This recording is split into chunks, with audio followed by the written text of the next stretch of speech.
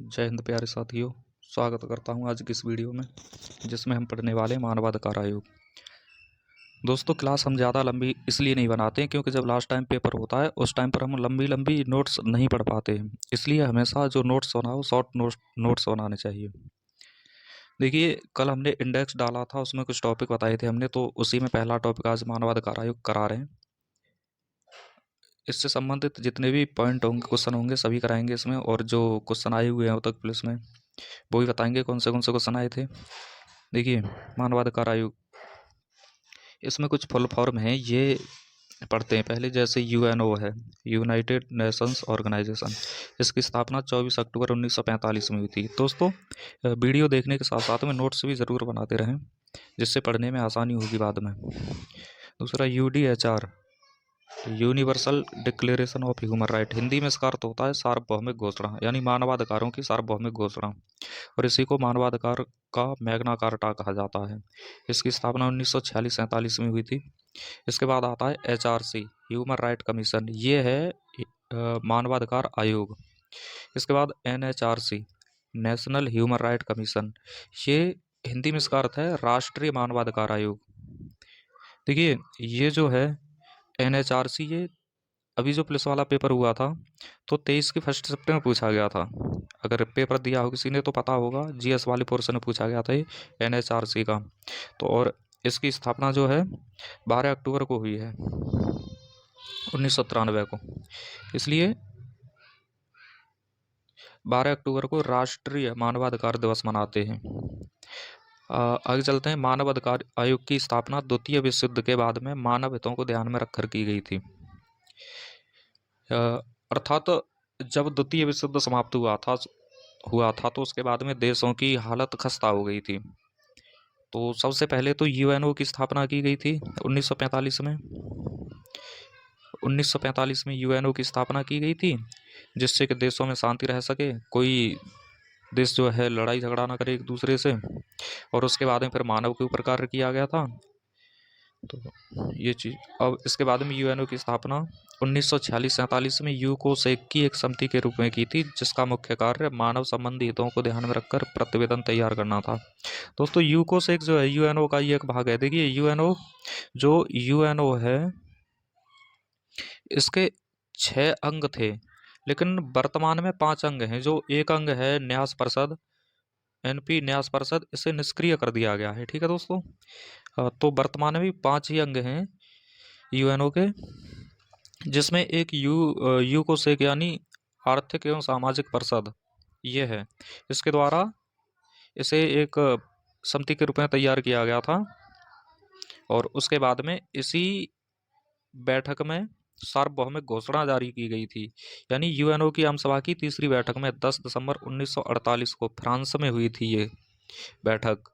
तो 10 दिसंबर 1948 को मानवाधिकार आयोग बनाया गया था, इसलिए 10 दिसंबर को ही विश्व मानवाधिकार दिवस मनाते हैं। दोस्तों, 10 दिसंबर को विश्व मानवाधिकार दिवस मनाते हैं, और 12 अक्टूबर को राष्ट्रीय मानवाधिकार दिवस मनाते हैं। ये चीज़ ध्यान रखना। जो 10 दिसंबर 1948 को बैठक हुई थी, इसमें 58 देशों ने भाग लिया था, जिसमें से 48 ने इसके पक्ष में वोट दिए थे कि मानवाधिकार बनाना चाहिए, यानी मानव से संबंधित आयोग एक बनाना चाहिए। मानवाधिकार आयोग, इस जो प्रारूप तैयार किया गया था, ड्राफ्टिंग, इस कमेटी के अध्यक्ष रूजवेल्ट थे। ये रूजवेल्ट है, ये अमेरिका के राष्ट्रपति जो थे, अमेरिका के प्रथम राष्ट्रपति जो रूजवेल्ट थे, ये थे इसके अध्यक्ष। और ड्राफ्ट को तैयार करने वाले जॉन पीटर हाफरे थे, यानी जो प्रारूप तैयार किया गया था उसके जॉन पीटर हाफरे थे। विश्व मानवाधिकार आयोग अधिनियम में 30 अनुच्छेद हैं। एक बात और ध्यान रखोगे, विश्व मानवाधिकार में 30 अनुच्छेद हैं, जबकि राष्ट्रीय मानवाधिकार में 43 धाराएं हैं। देखिए दोस्तों, अनुच्छेद और धाराएं ये अलग अलग होती हैं। इनमें अंतर ये होता है, जो अनुच्छेद होता है ना, इसके द्वारा हम दूसरा अधिनियम बना सकते हैं, लेकिन जो धाराएं होती हैं उस अधिनियम के द्वारा, उन धाराओं के द्वारा दूसरा अधिनियम नहीं बना सकते। तो ये अंतर होता है अनुच्छेद और अधिनियम में। जैसे भारतीय संविधान में अनुच्छेद हैं, इसके द्वारा हम अन्य अधिनियम बना सकते हैं, लेकिन आईपीसी है, बीएनएस है, इनमें धाराएं होती हैं, तो इन धाराओं के द्वारा मतलब दूसरा अधिनियम नहीं बना सकते। इन्हें बदलाव कर सकते हैं, इनमें संशोधन कर सकते हैं, ये चीज़ें तो कर सकते हैं। तो ये चीज़ होती है अनुच्छेद और धारा में। अब देखते हैं मानवाधिकार आयोग के पहले अध्यक्ष रूजवेल्ट थे। ये रूजवेल्ट हो गया, इसे सही कर लेना, रूजवेल्ट थे। जबकि वर्तमान अध्यक्ष उमर जिम्बर हैं, जो 18वें नंबर के हैं। मानवाधिकार आयोग का मुख्यालय जिनेवा में है। वर्ष 1993 में यूएनओ के अंग महासभा के द्वारा देखिए, महासभा को हम विश्व की संसद भी कहते हैं। यूएनओ का एक अंग है, ये बहुत ही महत्वपूर्ण है। और इसके द्वारा मानवाधिकार का पद सृजित किया गया था। इसी की तर्ज पर 28 सितंबर, ये ध्यान दोगे, 28 सितंबर 1993 को भारत में मानव संरक्षण अधिनियम बना था, अधिनियम। और इसी अधिनियम के द्वारा 12 अक्टूबर 1993 को राष्ट्रीय मानवाधिकार आयोग बना था। देखिए, अधिनियम में 43 धाराएं हैं। राष्ट्रीय मानवाधिकार अधिनियम में, जो भारत का अधिनियम है, इसमें 43 धाराएं। तो इसकी धारा 3 में ये आयोग बना है 12 अक्टूबर को। दोस्तों 28 सितंबर को तो अधिनियम बना था, लेकिन 12 अक्टूबर को ये आयोग बना था धारा 3 के तहत। इसलिए फिर से ध्यान रखना, 10 दिसंबर को विश्व मानवाधिकार दिवस मनाते हैं और 12 अक्टूबर को राष्ट्रीय मानवाधिकार दिवस मनाते हैं। और इसके बाद में देखते हैं, इसमें कुछ संशोधन हुए थे विश्व मानवाधिकार आयोग में। जैसे ये क्वेश्चन पूछा, ये जो क्वेश्चन है ना, ये बहुत पूछा जाता है कि आयोग को समाप्त करके इसका नाम क्या दिया गया था, कब समाप्त किया गया था। जो पहले पेपर फरवरी में हुआ था, समाप्त हो गया था, उसमें ये क्वेश्चन पूछा गया था कि आयोग को समाप्त करके परिषद कब बनाई गई थी। तो ध्यान रखोगे 15 मार्च को यूएनओ द्वारा इसका नाम मानवाधिकार परिषद सम्यक विधेयक पारित किया गया था। यानी विधेयक पारित किया गया था 15 मार्च 2006 को, लेकिन 16 जून 2006 को आयोग समाप्त कर दिया था और इसकी जगह पर परिषद बनाई गई थी। यानी अब मानवाधिकार परिषद के नाम से जाना जाता है, ना कि मानवाधिकार आयोग के नाम से। और इसकी पहली बैठक 19 जून 2006 को हुई थी। ये देखिए 3 दिन 3 माह, ऐसे ध्यान रखोगे। तो 15 मार्च से 16 जून तक 3 माह हो गए, फिर 16 जून से 19 जून तक 3 दिन हो गए। तो 3 माह 3 दिन, कभी भूल भाल जाओ इनको, तो 3 माह 3 दिन ऐसे ध्यान रखना। लेकिन 2006 जरूर याद रखना, ठीक है दोस्तों। अब देखिए, इस आयोग की जगह परिषद के नाम से जाना जाता है, ये ध्यान रखना, आयोग को परिषद के नाम से। वर्तमान में इसमें 47 देश हैं, जिनका कार्यकाल 3 साल का होता है। 3 साल बाद नए देश शामिल होते हैं। कोई भी देश इसका लगातार 2 बार सदस्य रह सकता है। जैसे भारत 2011 से 2017 तक रहा है, 3 साल कार्यकाल होता है, तो 2011 से 14 तक, फिर 14 से 17 तक 2 बार रहा है।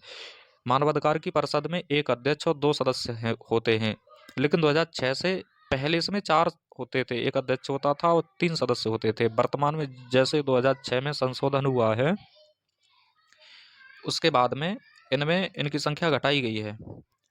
अब देखते हैं इसकी थीम। देखिए, थीम भी बहुत इंपॉर्टेंट होती है इनमें। थीम 2024 की है, मानव अधिकारों के सम्मान और संवर्धन के 3 दशक। इसके बाद आते हैं मानव सूचकांक में, पूछा जाता है मानव सूचकांक में प्रथम नंबर किसका है। तो देखिए, पहला नंबर नॉर्वे का है, दूसरा नंबर आयरलैंड का है, तीसरा स्विट्जरलैंड का है। जबकि भारत 134वें स्थान पर है। इसमें भारत का ध्यान रखोगे और ये एक क्रम में याद रखोगे, नॉर्वे, आयरलैंड, स्विट्जरलैंड, जबकि भारत 134वें स्थान पर है। कुछ पुस्तकें पूछी जाती हैं, जैसे अभी वाले पेपर में पूछी गई थी ह्यूमन राइट, ये world of all human rights के लेखक पूछे गए थे पेपर में, किसी सेट में, मुझे याद नहीं है कौन से में पूछे गए थे। तो ये लेखकों के भी नाम ध्यान रखना है, कौन कौन है। Human rights and terrorism India के लेखक सुब्रमण्यम स्वामी हैं, ये इंडिया नहीं है सुब्रमण्यम स्वामी। और world of all human rights के लेखक सोली जे सोराबजी, जिन्होंने पेपर दिया हो तो एक पेपर में ये पूछा गया था, इसके लेखक पूछे गए थे कौन है, world of all human rights के। अगला महत्वपूर्ण पॉइंट देखिए दोस्तों, ये है सभी जो मौलिक अधिकार होते हैं या मानव अधिकार होते हैं, ठीक है, कुछ ये लाइनें पूछी जाती हैं, जैसे मानवाधिकार में ये सभी मानवों को समान बनाया गया है, किसने कहा था? तो भारत की हंसा मेहता, इन्होंने कहा था। और इसे यह एक दंतहीन बाघ है, अर्थात बिना दांतों का टाइगर, किसने कहा था इस मानवाधिकार को? तो एच.एल. दत्तू ने। ठीक है, ये था विश्व मानवाधिकार से संबंधित कुछ पॉइंट। अब आते हैं राष्ट्रीय मानवाधिकार संरक्षण अधिनियम 1993। 1993, ये 1993 लिखना, यहाँ पर कट गया है थोड़ा। 1993 राष्ट्रीय मानव संरक्षण अधिनियम 1993। ठीक, इसके बाद देखिए, जो मानवाधिकार अधिनियम आयोग है ये स्वतंत्र एवं स्वायत्त है तथा सांविधिक है, अर्थात इसका उल्लेख संविधान में नहीं है, इसलिए ये संवैधानिक नहीं है। देखिए दोस्तों, एक होता है संवैधानिक और एक होता है सांविधिक। जिसका उल्लेख संविधान में नहीं हो उसे सांविधिक बोलते हैं, और जिसका उल्लेख संविधान में हो उसे संवैधानिक बोलते हैं। हाँ, अब देखिए, ये जो अधिनियम है 28 सितंबर 1993 को बना, लेकिन 8 जनवरी 1994 को राष्ट्रपति ने इसे मंजूरी दी। इसमें 8 अध्याय एवं 43 धाराएं हैं। इन्हें साथ साथ में नोट करते जाना, साथ साथ में लिखते जाना इनको।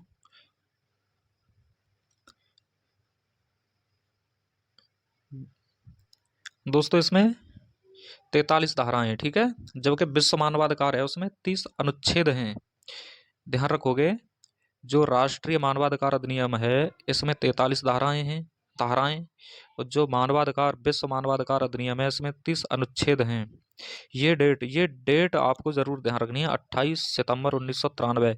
ये इसका मतलब ये है कि अगर क्वेश्चन आ जाए राष्ट्रीय मानवाधिकार आयोग अधिनियम कब बना था, अधिनियम, तो 28 सितंबर 1993 को बना था।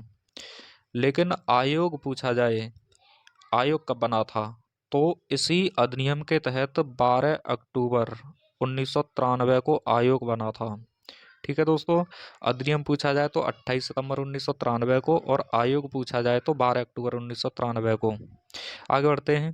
इसका मुख्यालय, अगर मुख्यालय की बात की जाए तो राष्ट्रीय मानवाधिकार आयोग का मुख्यालय नई दिल्ली में है, जबकि उत्तर प्रदेश मानवाधिकार आयोग का मुख्यालय लखनऊ में है।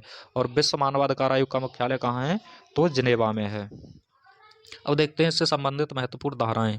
धारा 1, किसी भी अधिनियम की पहली धारा तो वही संक्षिप्त नाम और विस्तार, यही चीज बताती है, तो इसका भी वही है। धारा 1 में यह अधिनियम 28 सितंबर 1993 से जम्मू कश्मीर को छोड़कर संपूर्ण भारत पर लागू हुआ एवं 31 अक्टूबर 2019 के बाद जम्मू कश्मीर पर भी लागू है। आपको पता होगा, जम्मू कश्मीर से धारा 300 वो अनुच्छेद 370 हटने के बाद जम्मू कश्मीर में लगभग 106 कानून लागू हुए हैं। ये भी लिख लेना, 370 अनुच्छेद हटने के बाद में जम्मू कश्मीर में कितने कानून लागू हुए हैं, तो लगभग 106 के करीब लागू हुए हैं वहां पर, जिसमें एक ये भी है। हाँ, देखिए धारा 3 इंपॉर्टेंट है, इसी में राष्ट्रीय मानवाधिकार आयोग का गठन किया गया है। इस आयोग का गठन अधिनियम 1993 के द्वारा भारत सरकार करेगी, जिसमें एक अध्यक्ष और 5 पूर्णकालिक सदस्य एवं 7 पदेन सदस्य, यानी कुल मिलाकर 13 सदस्य होंगे। लेकिन पहले इसमें 9 सदस्य होते थे। संशोधन हुआ 2019 में, उसके बाद में सदस्यों की संख्या से बढ़ा दी गई है। ध्यान दोगे, ये जो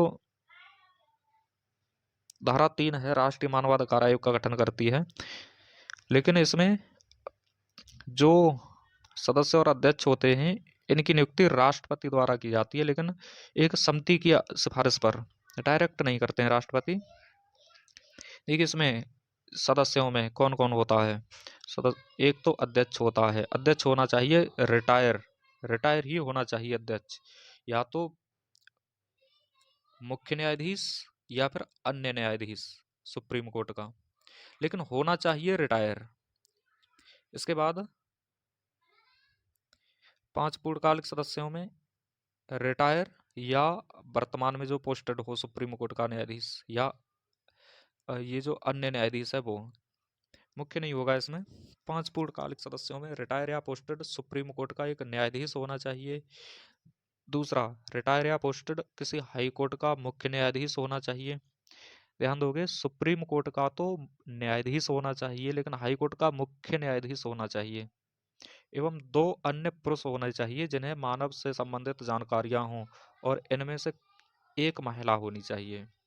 कुल मिला के 5 पूर्णकालिक सदस्य होते हैं एवं 7 पदेन सदस्य होते हैं। 7 पदेन सदस्यों में आते हैं ओबीसी आयोग का अध्यक्ष, एससी आयोग का अध्यक्ष, एसटी आयोग का अध्यक्ष, अल्पसंख्यक आयोग का अध्यक्ष, बाल अधिकार आयोग का अध्यक्ष, राष्ट्रीय महिला आयोग का अध्यक्ष और स्वास्थ्य संबंधी जानकारी रखने वाला एक डॉक्टर या कोई व्यक्ति, ये होते हैं। अब देखिए दोस्तों, इसमें पूर्णकालिक सदस्य और पदेन सदस्य ये होते क्या हैं।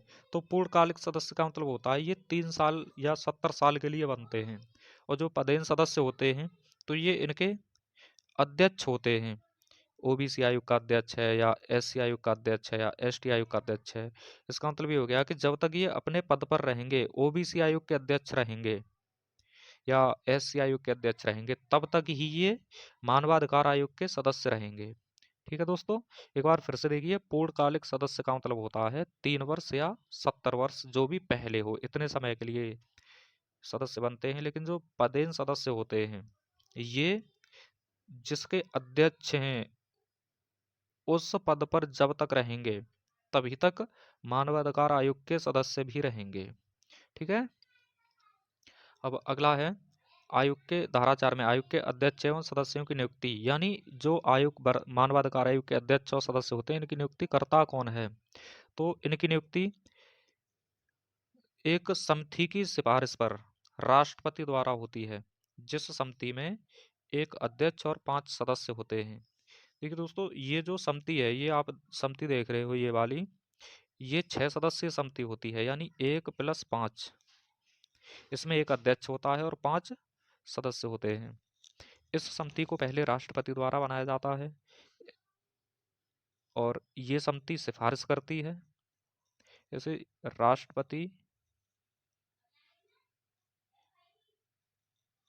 राष्ट्रपति एक समिति बनाएंगे ये वाली, फिर ये समिति सिफारिश करेगी ये वाली समिति किसको अध्यक्ष बनाया जाना चाहिए, किसे सदस्य बनाया जाना चाहिए, और फिर ये समिति सिफारिश करेगी राष्ट्रपति के लिए, तो राष्ट्रपति पुनः इनकी नियुक्ति कर देंगे अध्यक्ष और सदस्यों की, मानवाधिकार आयोग के अध्यक्ष और सदस्यों की। ठीक है दोस्तों, तो धारा 4 में समिति है और इसी समिति के द्वारा आयोग के अध्यक्ष और सदस्यों की नियुक्ति कर दी जाती है। ध्यान देना, अगर क्वेश्चन पूछा जाए मानवाधिकार आयोग का गठन कौन करता है, तो गठन करता है धारा 3 के तहत राज्य सरकार। धारा 3 के तहत भारत सरकार यानी केंद्र सरकार। अगर राज्य मानवाधिकार आयोग की बात की जाए तो वहां पर करती है राज्य सरकार। अगर राष्ट्रीय मानवाधिकार आयोग का गठन पूछा जाए तो भारत सरकार यानी केंद्र सरकार करती है। आयोग का गठन केंद्र सरकार करती है, लेकिन इसमें अध्यक्ष और सदस्यों की नियुक्ति राष्ट्रपति करते हैं, वो भी एक समिति की सिफारिश पर, यानी ये वाली जो समिति है इसकी सिफारिश पर। यहाँ पर ये ध्यान देना है अब आपको, आयोग में अध्यक्ष और सदस्यों की संख्या पूछी जाए तो 1 + 12 यानी कुल 13 होते हैं, और इस समिति में पूछी जाए तो 1 + 5 यानी 6 होते हैं। ठीक है दोस्तों, अब आते हैं इनकी जो पदच्युति होती है, यानी ये अपने पद पर कैसे त्याग पत्र दे सकते हैं वो चीज। तो अध्यक्ष या सदस्य राष्ट्रपति को अपना त्याग पत्र दे सकते हैं, अर्थात यदि कोई अध्यक्ष या सदस्य अपना त्याग पत्र देना चाह रहा है तो राष्ट्रपति को अपना त्याग पत्र देंगे। अगर मान लो कोई इसमें भ्रष्टाचार में या कदाचार में लिप्त पाया जाता है और उसे हटाना है, तो उसे हटाने का कार्य भी राष्ट्रपति करते हैं।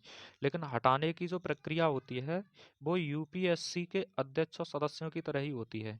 यानी जिस तरीके से यूपीएससी के अध्यक्ष और सदस्य हटाए जाते हैं ना राष्ट्रपति के द्वारा, वैसे ही मानवाधिकार आयोग के अध्यक्ष और सदस्य हटाए जाते हैं। तो यहाँ पर एक बात और ध्यान रखना, वो लिखी नहीं है, सुप्रीम कोर्ट की एक रिपोर्ट तैयार की जाती है सुप्रीम कोर्ट के द्वारा। सुप्रीम कोर्ट राष्ट्रपति को रिपोर्ट बना करके भेजते हैं कि इन्हें हटाया जाना चाहिए कि नहीं हटाया जाना चाहिए, और ये रिपोर्ट राष्ट्रपति को बाध्य करती है लोगों को हटाने के लिए। वैसे राष्ट्रपति किसी भी चीज़ में बाध्य नहीं होते हैं, लेकिन इस मामले में बाध्य होते हैं इन्हें हटाने के लिए। ठीक है दोस्तों, अब आते हैं पदावधि। पदावधि धारा 6 में है। तो आयोग के अध्यक्ष एवं सदस्य पद ग्रहण की तारीख से 3 वर्ष या 70 वर्ष जो भी पहले हो तक रह सकते हैं और पुनः नियुक्ति के पात्र होते हैं। यानी एक बार रह सकते हैं, फिर दोबारा से भी बन सकते हैं ये, ठीक है। लेकिन इनकी जो टाइमिंग थी पहले 5 साल होती थी 2019 से पहले, लेकिन अब घटा के 3 साल कर दी है, ठीक है। क्योंकि 2019 में एक संशोधन हुआ है, उसके बाद में सदस्यों की संख्या बढ़ाई गई है और ये कार्यकाल इनका घटाया गया है, ठीक है।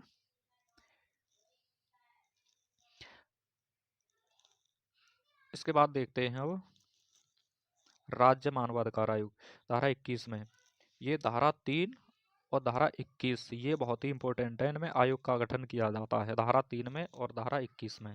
धारा 3 में राष्ट्रीय मानवाधिकार आयोग का गठन है और धारा 21 में राज्य मानवाधिकार आयोग का गठन है, ठीक है। इसमें देखिए ये है, इसका गठन राज्य सरकार करेगी, क्योंकि राज्य का है ये तो राज्य सरकार करेगी।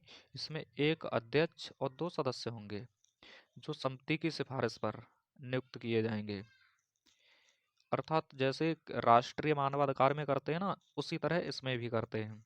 इसमें एक समिति राज्यपाल द्वारा बनाई जाएगी, जिसमें यह समिति सिफारिश करेगी राज्यपाल के लिए कि ये लोग इसमें अध्यक्ष और सदस्य बनने चाहिए। तो उसी समिति की सिफारिश पर राज्यपाल द्वारा अध्यक्ष और सदस्यों की नियुक्ति हो जाएगी। ये ध्यान रखना है, आयोग का गठन सरकार करती है, लेकिन आयोग के लिए अध्यक्ष और सदस्यों की नियुक्ति राष्ट्रपति और राज्यपाल करते हैं। अब इनको हटाने की प्रक्रिया देखते हैं। एक और ध्यान रखोगे यहाँ पर, यूपी मानवाधिकार आयोग की बात की जाए तो 4 अप्रैल 1996 को हुई थी, ठीक। अब देखते हैं राज्य मानवाधिकार आयोग के अध्यक्ष एवं सदस्यों की पदच्युति, यानी इन्हें हटाने की प्रक्रिया या हटने की प्रक्रिया। तो अपना त्याग पत्र राज्यपाल को देंगे, लेकिन राष्ट्रपति द्वारा इन्हें सुप्रीम कोर्ट की रिपोर्ट पर यूपीएससी और एसपीएससी की तरह हटाया जा सकता है। मतलब यूपीएससी यानी संघ लोक सेवा आयोग या फिर राज्य लोक सेवा आयोग, state public service commission SPSC, संघ लोक सेवा आयोग और राज्य लोक सेवा आयोग की तर्ज पर ही इन्हें भी हटाया जा सकता है। तो राज्यपालों को ध्यान रखोगे, नियुक्ति तो राज्यपाल करेंगे इनकी, लेकिन हटाएंगे राष्ट्रपति, लेकिन ये त्याग पत्र अपना राज्यपाल को देंगे, ठीक है। इसके बाद देखते हैं, इनकी भी पदावधि 3 वर्ष और 70 वर्ष जो भी पहले हो तक होती है और यह भी पुनः नियुक्ति के पात्र होते हैं। अब इसमें कुछ इंपॉर्टेंट है, नोट करके लिखोगे इस चीज़ को। 2019 का संशोधन 19 जुलाई 2019 को लोकसभा से पारित हुआ था और 22 जुलाई 2019 को राज्यसभा से। वही 3-3 का ध्यान रखना है, 3 माह 3 दिन, ये चीज़ 3 माह 3 दिन, ठीक है। ये चीज़ देखो, ये 19 जुलाई और 22 जुलाई 3 दिन हो गए। उधर हमने देखा था 15 मार्च और फिर 16 जुलाई, उसके बाद तो 3 माह 3 दिन का। यहाँ पर इसमें क्या क्या हुआ था संशोधन में, तो यहाँ पर जो सदस्यों और अध्यक्षों की पदावधि थी वो 5 साल की जगह 3 साल की गई थी, और राष्ट्रीय मानवाधिकार आयोग में अध्यक्ष एवं सदस्यों की संख्या 9 से बढ़ाकर 13 की गई थी। और मुख्य न्यायाधीश के अलावा पहले इसका जो अध्यक्ष होता था वो केवल मुख्य न्यायाधीश ही बनता था, लेकिन वर्तमान में अन्य न्यायाधीश की भी व्यवस्था की गई है, ठीक है। यानी राष्ट्रीय मानवाधिकार आयोग का जो अध्यक्ष होगा वो अब अन्य न्यायाधीश भी बन सकेगा, लेकिन होना चाहिए रिटायर ही। अब देखते हैं अन्य महत्वपूर्ण इसमें, राष्ट्रीय मानवाधिकार आयोग के प्रथम अध्यक्ष रंगनाथ मिश्रा थे। वर्तमान अध्यक्ष बी आर सुब्रमण्यम हैं जो 8वें नंबर के बने हैं। वर्तमान सचिव देवेंद्र सिंह हैं। और यूपी मानवाधिकार आयोग के वर्तमान अध्यक्ष बालकृष्ण नारायण, यानी बी के नारायण, शॉर्टकट में बोलते हैं इनको, बी के नारायण, ठीक है दोस्तों। इन्हें आप लिखिए और याद करिएगा, ये बहुत ही इंपॉर्टेंट टॉपिक है। यहाँ से क्वेश्चन आते ही आते हैं, हर एक पेपर में आते हैं यहाँ से, चाहे कोई भी पेपर हो, यूपी पुलिस का हो, एसएससी का हो या दरोगा का हो, कोई भी हो, इनमें से क्वेश्चन आते ही आते हैं एक क्वेश्चन। इससे अगली जो वीडियो होगी वो महिलाओं से संबंधित अपराध की होगी, जैसे बीएनएस में कौन सी धाराएं महिलाओं से संबंधित हैं या कौन से एक्ट बने हैं महिलाओं से संबंधित, ठीक है। पढ़ते रहिए, मुस्कुराते रहिए और कामयाबी की ओर कदम बढ़ाते रहिए। थैंक यू, धन्यवाद।